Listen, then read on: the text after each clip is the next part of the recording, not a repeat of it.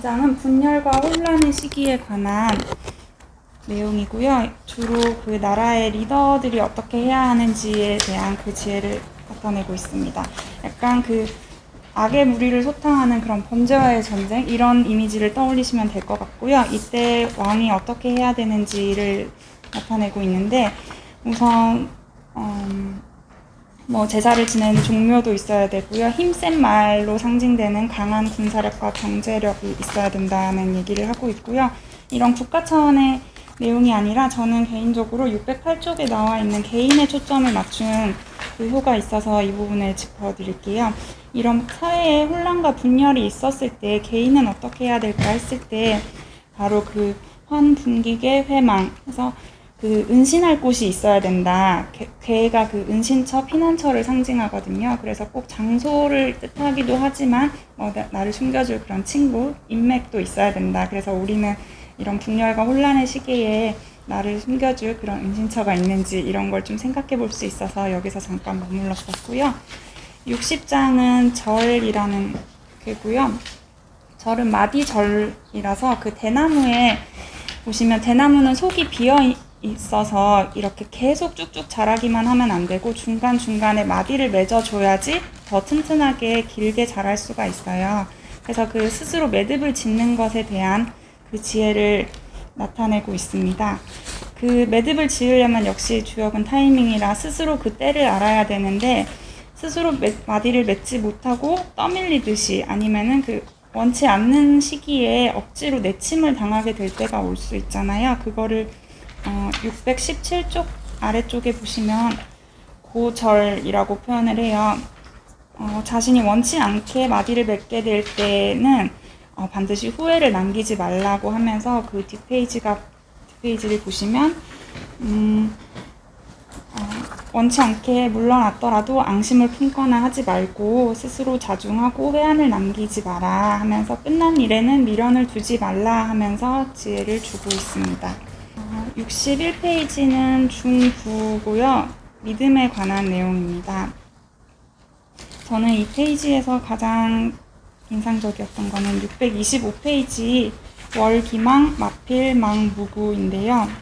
이거는 달이 거의 찼는데 마필이 갑자기 사라졌다라고 합니다. 그래서 이거는 마필은 동반자를 말을 하고요. 달이 거의 찼다는 말은 어떤 우리가 같이 동호하는 일이 있었는데 갑자기 우리의 그 동반자가 갑자기 사라진 경우를 말하고 있어요. 그래서 우리도 같이 일을 했는데 누군가가 갑자기 왜 이유 없이 사라졌을까라고 했을 때 그래도 허물이 없다라고 말하는 거거든요. 왜냐면 그 큰 일이라는 것은 일단 인간의 뜻과 무관하게 이뤄질 것은 이뤄질 거고 아니면은 아닐 거고요. 단란한 친구를 욕할 일이 아니다. 그에게도 불가피한 사정이 있을 것이다. 이렇게 믿어달라. 그런 진정한 믿음에 대한 구절이어서 인상적이었습니다. 그리고 62번 소과. 이거는 살짝 넘치는 거예요. 그 작은 지나침이거든요. 이건 너무 우리가 일상적으로 아는 지혜긴 하죠. 조금 넘치는 거는 괜찮지만 너무 오버하면 안 된다. 그래서 과유불급의 얘기라서 이것은 중도를 조금만 넘는 건 괜찮지만 경계선을 넘으면 안 된다는 내용이고요. 635페이지에 저는 이 비유가 좀 인상적이어서 같이 나눴으면 해요. 부루가지, 비조리지, 흥, 시위, 재생.